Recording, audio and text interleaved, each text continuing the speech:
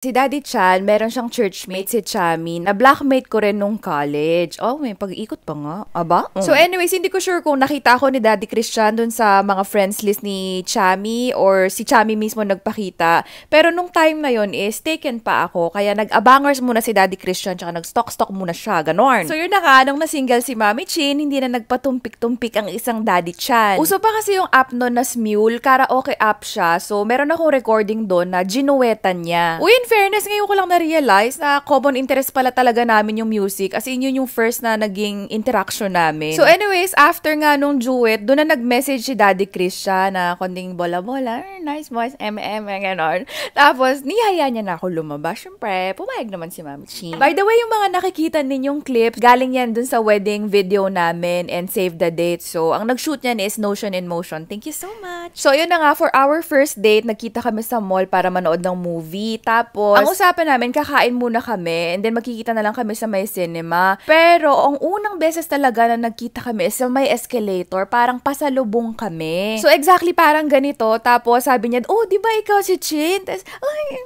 so, ayun, nag-start na kami mag-date. More karaoke and jamming sessions. And in fairness naman kay Daddy Chan, ever since talaga, kahit hindi ako mag-drop ng hints, walang mintis yan, every Valentine's Day, nagbibigay talaga siya ng flowers. Another common interest namin is yung mga games. So, before ML, nagdodota kami. Pero versus AI lamang, hindi ko kaya yung katoksikan pag player versus player. Banu kasi ako eh. Tapos, before Kitty, meron kaming 2 cats together. So, ayan, si Walter and si Skyler, rest in peace. Tapos, yung place pala kung saan siya nag-propose sa akin as girlfriend and boyfriend, dinala niya ako doon sa church kung saan siya nagsuserve. Tapos, doon niya ako officially tinanong kung will you be my girlfriend, ganon. So, sabi ko, yes. So, in fairness naman sa kanya, talagang with blessing kay Lord. Wow, ganon. And so, ayun, we've been together since 2013. Ito yung first gig niya na napuntahan ko and then nakapunta rin kami sa mga iba-ibang mga museums and nag-attend din kami ng mga Halloween party. So, ito, hippies kami. Ito naman yung favorite ko as Mystica and April Boy. Ito naman yung first wedding na inatenan namin sa pinsan ko yan. And ito, second wedding namin sa friend naman niya yan.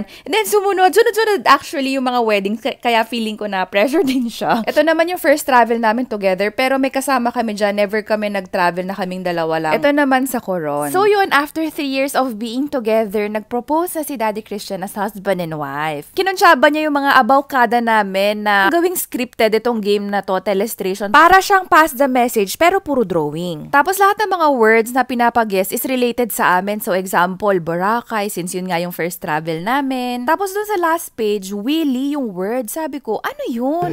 Willie. Mali.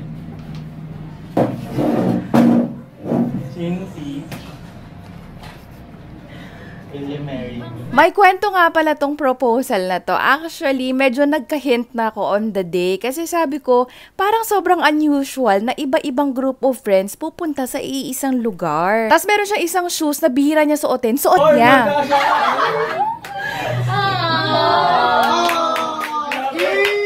Hindi ko expect to grab.